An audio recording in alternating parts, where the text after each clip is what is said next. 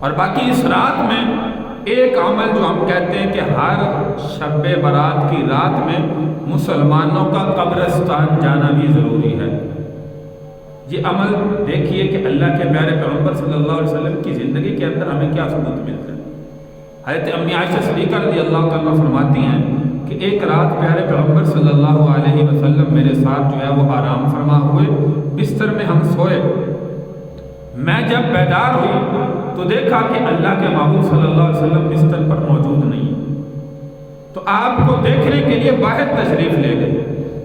تو حضرت عائشہ صدیقہ رضی اللہ تعالیٰ کیا فرماتی ہیں، میں نے دیکھا کہ اللہ کے محبوب صلی اللہ علیہ وسلم جنت البقیع کے اندر موجود تھے۔ تو جب آپ واپس آئے تو میں نے پوچھا تو حضور علیہ السلام نے فرمایا کہ عائشہ یہ رات اللہ کی عبادت کی رات تھی، اور اس رات میں اللہ تبارک و تعالیٰ اپنے بندوں کی بخشش کا فیصلہ کرتے ہیں، بندوں کے گناہوں کو معاف کرتے ہیں، اس لیے میں نے سوچا کہ میں قبرستان کے اندر جو ہے وہ جاؤں۔ اب یہ دیکھیے کہ اللہ کے محبوب صلی اللہ علیہ وسلم اس رات میں ایک روایت ملتی ہے، باقی آئندہ سال بھی شعبان کا مہینہ آیا، شب برات آئی،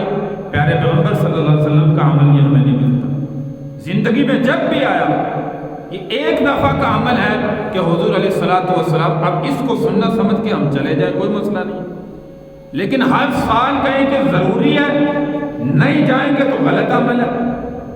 یہی چیز ہے کہ شریعت کے اندر جو چیز جس طریقے سے ثابت ہے ہم اس طریقے سے مان کر چلیں گے، ہماری بھلائی ہے۔